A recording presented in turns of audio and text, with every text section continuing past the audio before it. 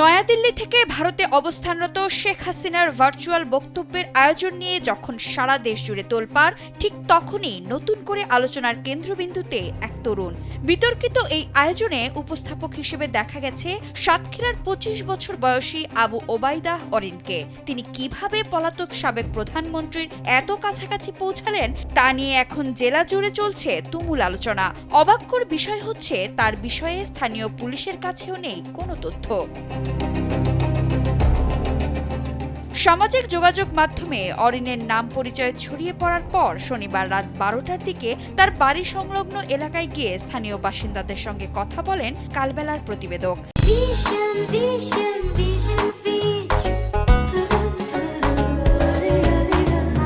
সাতক্ষীরা সদর থানার পাশের মঞ্জিদপুর নিচুতলা এলাকায় তার বাড়ি বলে স্থানীয়রা জানান।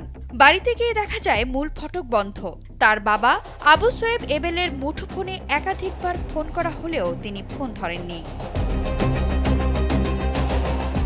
অরিনের প্রতিবেশী ও স্থানীয় মুদি দোকানি শাহজাহান বলেন, অরিন নামের ছেলেটাকে অনেক দিন ধরেই দেখি না। ৫ আগস্ট শেখ হাসিনা সরকারের পতনের আগে শেষবার তাকে দেখেছি, এরপর আর দেখিনি। শুনেছি সে ভারতে পড়াশোনা করে, তার বাবা মা অবশ্য বাড়িতেই থাকেন।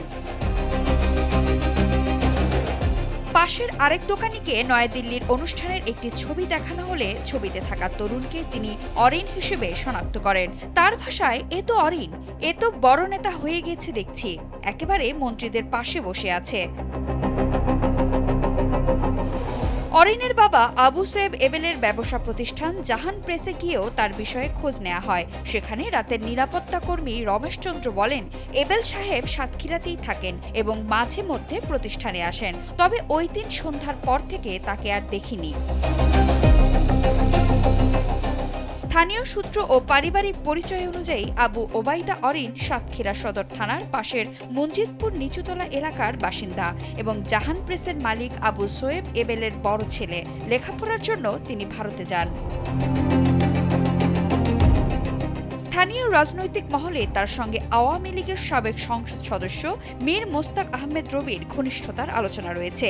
একই সঙ্গে সাতক্ষীরা জেলা বিএনপির এক নেতার সঙ্গেও পারিবারিকভাবে তার আত্মীয়তার সম্পর্ক আছে।